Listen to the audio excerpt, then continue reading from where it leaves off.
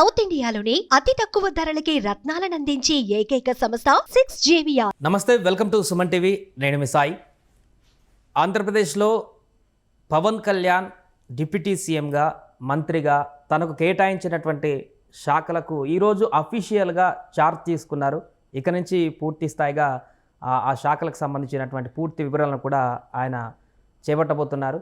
So దీనికి సంబంధించి camp ఆఫీసులోనే దీనికి సంబంధించిన మంత్రి బాధ్యతలు స్వీకరించి ఆయన ముందుకు వెళ్ళారు. దీనికి సంబంధించి మనం మాట్లాడదాం. మనతో పాటు Suman TV news chief editor Keshav గారు ఉన్నారు. కేశవ్ గారు నమస్తే. నమస్తే. పవన్ కళ్యాణ్ ఎట్టకేలకు ఛార్జ్ తీసుకున్నాడు. అందరికంటే కొంచెం లేట్గానే అనుకోవచ్చు, మిగతా వాళ్ళు కూడా ఛార్జ్ తీసుకున్నారు. బట్ ఛాంబర్ కాకుండా క్యాంప్ ఆఫీస్లో ఛార్జ్ తీసుకున్నారు. సో ఆయనకి కేటాయించినటువంటి శాఖలపైన ఈ రోజు నుంచి ఫుల్ ప్లేజ్డ్గా రంగంలోకి దిగనున్నట్టుగా కనపడుతుంది. సో ఎలా చూడొచ్చు అంటారు పవన్ కళ్యాణ్ తీసుకున్నటువంటి ఈ ఛార్జ్ షీట్ని? అంటే లాస్ట్ 3 days నుంచి 3 days బ్యాకే కదా అనౌన్స్మెంట్ వచ్చింది. ఆ రోజు ఇమ్మీడియట్గా రాత్రి 8 గంటలకు పార్థసారథి గారు INPR మినిస్టర్గా ఆయన బాధ్యతలు తీసుకున్నారు. రోజుకు ఒకరిద్దరు అలా తీసుకుంటూ వచ్చారు. సండే రోజు కూడా చివరికి నారాయణ గారు, 3 మంత్రులు ప్రమాణ స్వీకారాలు బాధ్యతల స్వీకారాలు చేశారు. ఇవాళ అనిత గారు, అలానే పవన్ కళ్యాణ్ గారు, ఇంకా కొంతమంది కూడా ఛార్జ్ తీసుకున్నారు. అందరూ అనుకున్నట్టుగా ముందు సెక్రటేరియట్లో అనుకున్నారు. అయితే సెక్రటేరియట్ ఛాంబర్ ఏదో పరిశీలించాలి తర్వాత అనేటువంటి చర్చ నడుస్తుంది. మనోహర్ గారికి ఆ బాధ్యతలు అప్పగించారు. దానిలో కొన్ని మార్పులు, చేర్పులు, వాస్తు మార్పులు అవన్నీ డిస్కషన్ జరుగుతుంది. కాబట్టి బహుశా క్యాంప్ ఆఫీస్ బెటర్ స్పేస్ అనమాట. ఎందుకంటే అది సిటీలో ఉంది, విజయవాడ సిటీలో ఉంది. సూర్యారావుపేట ఏరియాలో అంటే అది చాలా నడిబొడ్డు అనమాట. అక్కడ ఉంటే కనుక అందరికీ యాక్సెసిబిలిటీ ఉంటుంది అనేటువంటి ఆలోచన కావచ్చు. మొత్తానికి ఆయన ఛార్జ్ తీసుకున్నారు. ఇక నుంచి యాక్టివిటీ అంటే ఇవాళ షెడ్యూలే చాలా టైట్గా ఉంది. ఉదయం 9:30 కల్లా అక్కడికి వచ్చారు. తర్వాత ఏదైతే పూజా క్రతువులు నిర్వహించారో వాటి ప్రకారం, ముహూర్తం అనుకున్న దాని ప్రకారం 10:57 ఆయన సంతకం పెట్టడంతో పూర్తిగా అంటే బాధ్యతలు తీసుకున్నట్టుగా అయిపోయింది. సో ఇప్పటివరకు అది పూర్తయింది. ఇక్కడ ఈయనకి వచ్చినటువంటి డిపార్ట్మెంట్స్లో చాలా కీ పొజిషన్స్ ఉన్న డిపార్ట్మెంట్స్ ఉన్నాయి. సో పంచాయతీరాజ్ గ్రామీణాభివృద్ధి శాఖ, రూరల్ వాటర్ సప్లై అనేది చాలా ఇంపార్టెంట్ శాఖ. అలానే పర్యావరణ శాఖ, అటవీ శాఖ, సైన్స్ అండ్ టెక్నాలజీ, వీళ్ళందరూ అధికారులతో ఇప్పుడు భేటీలు కావడం, ముందు అసలు శాఖల పరంగా ఇప్పుడు జరుగుతున్నటువంటి కార్యక్రమాలు ఏంటి, రేపు తీసుకోవాల్సినటువంటి కార్యాచరణ ఏంటి, ఈ రెండింటి మీద డిస్కస్ చేయాలి. అందుకనే వరుసగా మీటింగ్ షెడ్యూల్ చేశారు. డిపార్ట్మెంట్ వైజ్గా ఆయన పరిధిలోకి వచ్చేటువంటి IAS, IPS ఆఫీసర్స్తో సమావేశం అవుతారు. ఆ తర్వాత Group 1 ఆఫీసర్స్, Group 2 ఆఫీసర్స్ అంటే సెక్షన్ ఇన్ఛార్జెస్గా పనిచేసే వాళ్ళందరితో కూడా ఇంటరాక్ట్ అవ్వాల్సినటువంటి అవసరం ఉంది. ఇక్కడ ప్రజెంట్ ఏం జరుగుతుంది అనేది ఆయనకి ఎక్స్ప్లెయిన్ చేస్తారు, స్టేటస్ రిపోర్ట్ ఇస్తారు. ఇప్పుడున్న శాఖ ఇప్పటివరకు జరిగినటువంటి పనులు, వివిధ పథకాలు, నిధులు, అలానే ఫ్యూచర్ కమిట్మెంట్స్ ఏమేమి ఉన్నాయి, ఈ రాబోయేటువంటి రోజుల్లో ఆన్గోయింగ్ ప్రాజెక్ట్స్ ఏంటి, ఫ్యూచర్ కమిట్మెంట్స్ ఏంటి, వీటిపైన దానికి ఎక్స్పెండిచర్ డేటా షీట్ కూడా రెడీ చేస్తారు. ఎంత ఖర్చు పెట్టబోతున్నారు, ఫండ్స్ ఎలా వస్తున్నాయి, సెంట్రల్ గవర్నమెంట్ నుంచి వచ్చేటువంటి స్కీమ్స్, సెంట్రల్ స్పాన్సర్డ్ స్కీమ్స్ ఉంటాయి. సో అటు నుంచి వచ్చేవేంటి, స్టేట్ టేకప్ చేసినటువంటి స్పెషల్ ఎజెండా ఉంటుంది, వాటి పరిస్థితి ఏంటి, ఇవన్నీ కూడా వాళ్ళు స్టేటస్ రిపోర్ట్స్ అధికారులే ఇస్తారు. సో వాళ్ళందరితో కూడా ఆయన ఫస్ట్ ఫేజ్ ఇంటరాక్షన్స్ జరుగుతుంది. తర్వాత పంచాయతీరాజ్ డిపార్ట్మెంట్కి విలేజ్ సెక్రటరీస్ వ్యవస్థ అనేది చాలా ముఖ్యమైనది. సో గ్రామాధికారుల అసోసియేషన్ ప్రతినిధులతో కూడా ఇవాళ ఆయన సమావేశం ఏర్పాటు చేసుకున్నారు.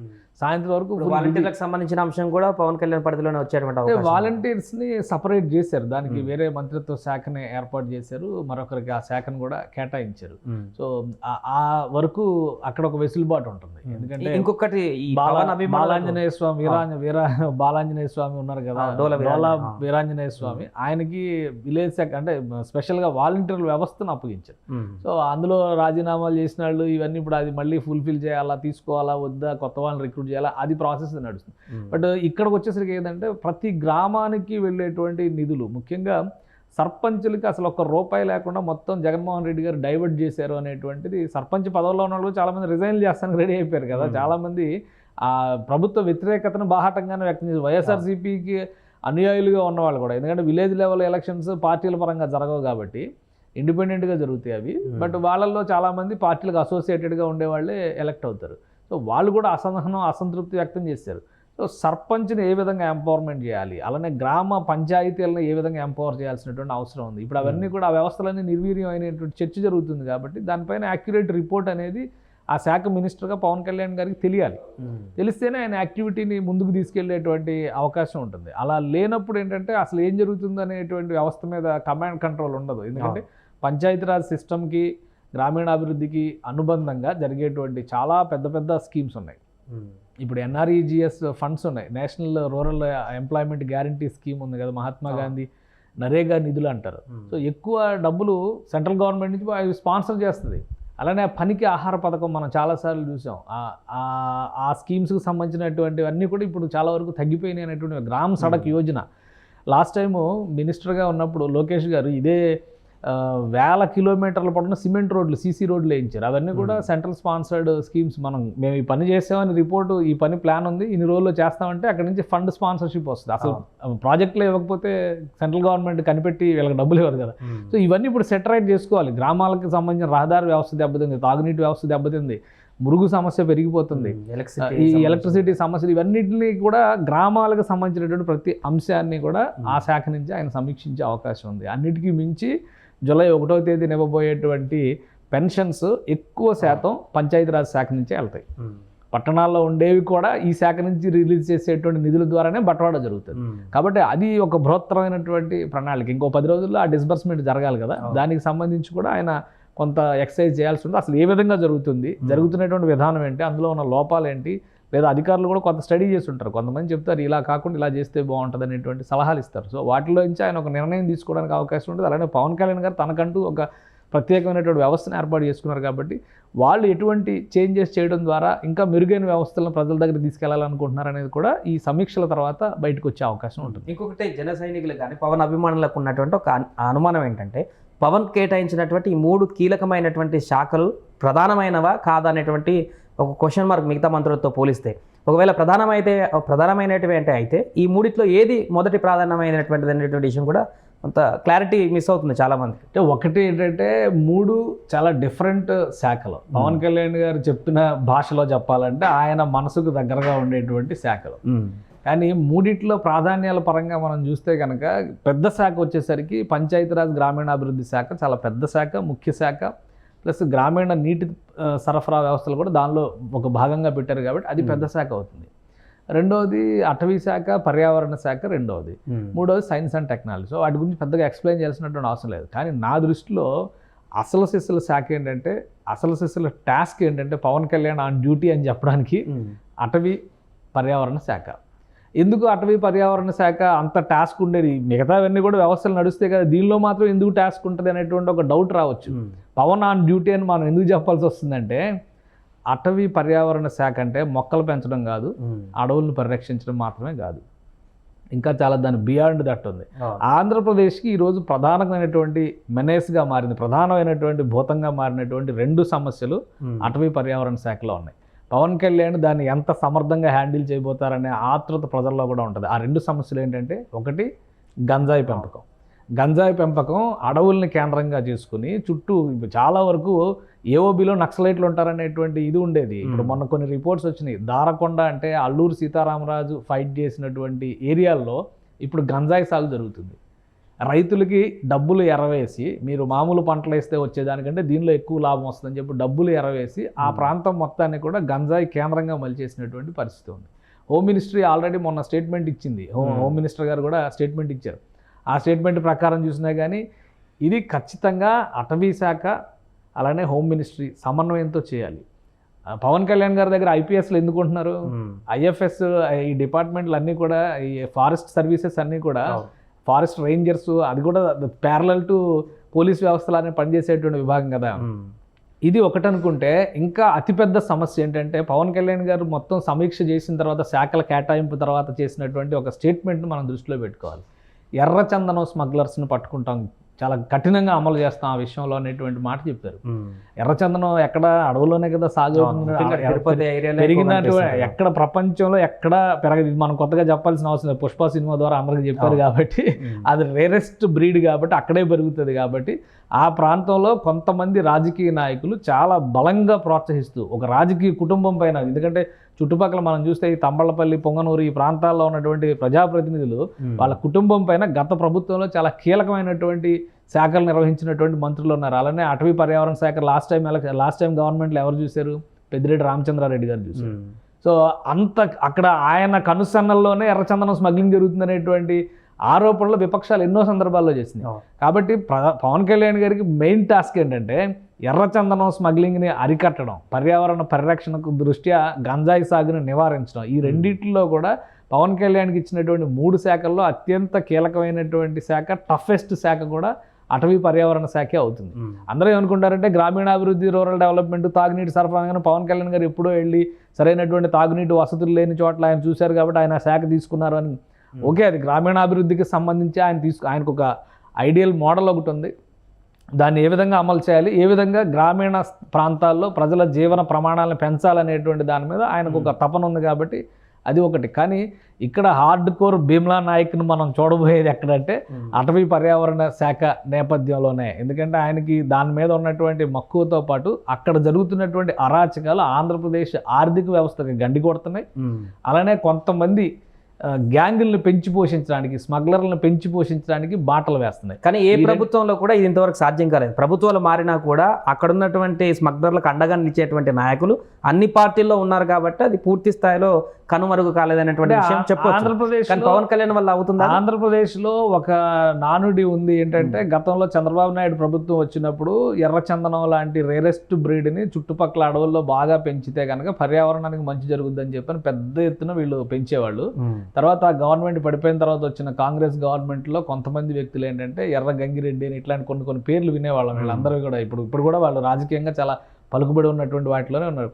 అలాంటి వాళ్ళందరూ కూడా ఆ ఎర్రచందనాన్ని ఎలాగ స్మగ్లింగ్ చేయించాలనేటువంటి వాటి మీద బిజీగా ఉండేవాళ్ళు. అంటే చంద్రబాబు నాయుడు గవర్నమెంట్ వచ్చినప్పుడు మొక్కలు పెంచితే నెక్స్ట్ వచ్చిన గవర్నమెంట్లో వాటిని నరికి అమ్ముకోవడానికి అలవాటు పడ్డాయి అని. అదే దాన్ని అధికారికంగా సాగు చేయడం ద్వారా, ఎర్రచందనాన్ని నిషేధించడం కాకుండా అధికారికంగా సాగు చేయడం ద్వారా ప్రభుత్వ ఖజానానికి డబ్బులు కూడా తీసుకురావచ్చని మీకు గుర్తుండదో లేదో లాస్ట్ టైం 2018, 2019 సందర్భంలో చంద్రబాబు నాయుడు గారు ఒక స్టేట్మెంట్ ఇచ్చారు. ప్లస్ ఎర్రచందనం దొంగల అక్రమ రవాణాని ఎక్కడైతే పట్టుకున్నారో మొత్తం ఎన్ని టన్నులు ఉందో అవన్నీ కూడా క్యాలిక్యులేషన్స్ చేయించారు. ఇంకొక విషయం, 2019 ఎలక్షన్స్ తర్వాత వచ్చినటువంటి జగన్మోహన్ రెడ్డి గారి ప్రభుత్వం అధికారికంగా ఎర్రచందనం దొంగలను వేలం వేసింది. దాని ద్వారా ఖజానాకి డబ్బులు వస్తే ఆ డబ్బులను కూడా వేరే పథకాలకో వేటికో మొత్తానికి ఖర్చు పెట్టారు. సో ఎర్రచందనాన్ని ఏ విధంగా వినియోగించాలనే దాని మీద ప్రభుత్వం పాలసీ పరంగా నిర్ణయం తీసుకోవాల్సినటువంటి అవసరం ఉంటుంది. గతంలో ప్రభుత్వాలు చాలా సమర్థంగా పనిచేసినాయి. కానీ రాయలసీమ ప్రాంతంలో, ముఖ్యంగా ఆ చిత్తూరు ఆ ప్రాంతంలో ఉన్నటువంటి కొన్ని స్వార్థపర శక్తుల వలన అక్కడ స్మగ్లింగ్ అనేది ఆపలేని స్థితిలోకి వెళ్ళింది. కాబట్టి ఇప్పుడు ఉన్నటువంటి ప్రభుత్వం పదే ఎర్రచందనం స్మగ్లింగ్ పైన తీవ్రమైనటువంటి ఆరోపణలు చేసి ప్రతిపక్షంలో ఉన్నప్పుడు అధికారంలోకి వచ్చింది కాబట్టి, సో డ్రగ్స్ వీటిపైన వీళ్ళ పోరాటం కొనసాగుతుందని చాలా క్లియర్గా చెప్పారు. కాబట్టి అందులో ఒక టఫెస్ట్ టాస్క్గా మనం చూస్తే అటవీ పర్యావరణ విభాగాన్ని పవన్ కళ్యాణ్ టేకప్ చేశారు. కాబట్టి గతంలో ఉన్నటువంటి మంత్రులు ఉదాసీనంగా వ్యవహరించినటువంటి సందర్భాలు ఉంటే ఖచ్చితంగా చర్యలు ఉంటాయి. అలానే వారి కనుసన్నల్లో కనుక అటువంటి ప్రయత్నాలు జరిగి ఉంటే కనుక ఆధారాలు దొరికితే దాని మీద చర్యలు తీసుకునే అవకాశం ఉంటుంది. ఇక మీద దాని మీద ఉక్కు పాదంతో అణిచివేస్తాం అనేటువంటి warning already Pawan Kalyan charge తీసుకోకముందరే ఇచ్చారు. కాబట్టి రాబోయే రోజుల్లో మనం చూడబోయేది ఏంటంటే ఎర్రచందనం స్మగ్లింగ్ విషయంలో, గంజాయి సాగు విషయంలో ఇప్పటికే డ్రగ్స్ క్యాపిటల్ ఆఫ్ ఇండియా అనేటువంటి అపవాదన ఆంధ్రప్రదేశ్ ఎదుర్కొంటుంది. ఈ రెండింటిని నివారించడంలో పవన్ కళ్యాణ్ ఆన్ డ్యూటీ అనేది చాలా కీలకమైన పాత్ర పోషించబోతుంది. ఆయన సినిమాలు మనం చాలా సినిమాలు చూసాం, భీమ్లా నాయక్లో ఎలా అయితే ఆయన చూపించారో, సో అటువంటి యాక్షన్ని ఆయన ఫ్యాన్స్ కానీ అభిమానులు కానీ ఆంధ్రప్రదేశ్ ప్రజలు కానీ ఎక్స్పెక్ట్ చేస్తారు ఖచ్చితంగా. కాబట్టి చాలా టఫ్ హ్యాండిలింగ్ చేయాల్సినటువంటి అవకాశం ఉండేది అటవీ పర్యావరణ శాఖ విషయంలోనే. మిగతా శాఖలు ఏంటంటే ఆర్థికపరమైనటువంటి అంశాలు ఉంటాయి. ఎందుకంటే గ్రామీణాభివృద్ధి, నీటిపారుదల, అంటే తాగునీటి సరఫరా వీటన్నింటికి సంబంధించి ప్రణాళికలు సిద్ధమయ్యి నిధుల కొరత లేకుండా చూసుకుంటే, అదృష్టవశాత్తు కేంద్రంలో మనం చూస్తే కనుక గ్రామీణాభివృద్ధి శాఖ సహాయ మంత్రిగా పెమ్మసాని చంద్రశేఖర్ బాధ్యతలు తీసుకున్నారు. ఆంధ్రప్రదేశ్ మంత్రి కాబట్టి పవన్ కళ్యాణ్కి ఆయనకి ఒక అండర్స్టాండింగ్ ఉంది. ఎందుకంటే ఆయన నియోజకవర్గం లోక్సభ స్థానం గుంటూరు. సో ఆ ప్రాంతంలో పవన్ కళ్యాణ్ ఆయన పక్కన పెట్టుకుని ప్రచారం కూడా చేశారు. తెనాలి ప్రాంతంలో పర్యటన చేసినప్పుడు కానీ, గుంటూరులో పర్యటన చేసి వాళ్ళ మధ్య ఒక సత్సంబంధాలు ఉన్నాయి. కాబట్టి ఈ శాఖపరమైనటువంటి అవకాశాలు, ఆర్థికపరమైనటువంటి అంశాలను తీర్చడంలో కేంద్రం నుంచి సహకారం 100% ఉంటుందనేది అక్కడ క్లియర్ కట్ పిక్చర్ కనిపిస్తుంది. సైన్స్ అండ్ టెక్నాలజీకి సంబంధించి ఆల్రెడీ చంద్రబాబు నాయుడు తీసుకున్నటువంటి విజన్ డాక్యుమెంట్లోనే సైన్స్ అండ్ టెక్నాలజీ గురించి, ఐటీ గురించి, ఎలక్ట్రానిక్స్ గురించి వీటన్నిటి గురించి పాజిటివ్ అప్రోచ్ ఉంది. కాబట్టి అందులో కూడా పెద్ద సమస్యలు ఉండవు. కానీ ప్రతికూలతలు ఎదుర్కొనేటువంటి అవకాశం, ఆ ప్రతికూలత ఎదురయ్యేటువంటి సందర్భం ఉంది మాత్రం అటవీ పర్యావరణ శాఖలోనే. ఆ శాఖని పవన్ కళ్యాణ్ ఏ విధంగా హ్యాండిల్ చేస్తారు అనేది. హోమ్ మినిస్టర్ రాలేదని బాధపడాలి. కొంతమంది హోమ్ మినిస్టర్ అంటే ఏదో కిరీటం అనుకుంటారు. బట్ హోమ్ మినిస్టర్ రాకపోయినా కానీ అంతకంటే టఫెస్ట్ టాస్క్ పవన్ కళ్యాణ్ ముందర ఈరోజు ఉంది.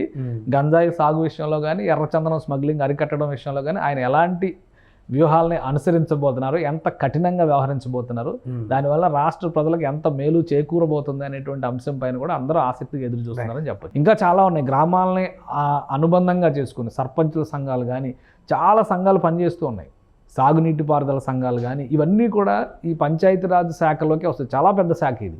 కాబట్టి వీళ్ళందరితో కూడా ఆయన సమాలోచనలు, వాళ్ళ ఐడియాలజీ అంటే వాళ్ళ ఎక్కడ ప్రాబ్లం ఫేస్ చేస్తున్నారు అనేది వాళ్ళ నుంచి తెలుసుకుంటే సొల్యూషన్స్ మీద ఈయన వర్కౌట్ చేయడానికి అవకాశం ఉంటుంది. గతంలో ఉన్న లోపాలు ఏంటనేది ఎవరు వేరే దాని మీద పెద్ద రీసెర్చ్ చేసి మనం న్యూస్ రాయాల్సిన అవసరం లేదు, ఆర్టికల్స్ ఇవ్వాల్సిన అవసరం లేదు. అక్కడి నుంచి వచ్చేవాళ్ళు చెప్తారు, గత ప్రభుత్వం ఈ తప్పు చేసింది సార్, అంతకు ముందర ఉన్న ప్రభుత్వం ఇది చేసింది, అప్పుడు ఇది బెటర్గా ఉంది, లేదా అప్పుడు ఈ లోపం ఉంది, దాన్ని ఇలా చేయడం వల్ల మాకు ఇది మంచిగా జరిగింది, కానీ ఇక్కడ లోపాలు వస్తున్నాయని చెప్పినప్పుడు సొల్యూషన్స్ ఆటోమేటిక్గా డ్రాఫ్ట్ చేయడానికి అవకాశం ఉంది. కాబట్టి పంచాయతీరాజ్ శాఖకు సంబంధించే ఎక్కువ వర్క్ ఉంటుంది. బట్ టఫెస్ట్ వర్క్ ఉండేది మాత్రం అటవీ పర్యావరణ శాఖకి. సో దాన్ని ఎలా హ్యాండిల్ చేస్తారనేది చూడాలి మనం. Right sir. సో అది మొత్తానికి పవన్ కళ్యాణ్ డిప్యూటీ సీఎంగా అదేవిధంగా తమకు ఇచ్చినటువంటి శాఖలపైన ఈరోజు చార్జ్ తీసుకున్నారు. అఫీషియల్గా ఇంకా పూర్తి స్థాయిలో తన రంగంలోకి ఎదిగి ఆ శాఖలపైన సమీక్షలు చేయడం కానీ, ఆ శాఖలకు సంబంధించినటువంటి వ్యవహారాలను కానీ పూర్తి స్థాయిలో పర్యవేక్షించేటువంటి అవకాశం ఉంటుంది. సో మొదటి ఈ రోజు ఏ కార్యక్రమాలు చేయబోతున్నారు, ఈ 1 వీక్లో ఎలాంటి కొత్త నిర్ణయాలు తీసుకుంటారు, ఏ రకంగా ఈ శాఖలను సమర్థవంతంగా నిర్వహిస్తారనేది చూడాలి. సుమన్ టీవీలో మీ పర్సనల్ అండ్ బిజినెస్ ప్రమోషన్స్ కోసం కింది నెంబర్కి కాంటాక్ట్ చేయండి.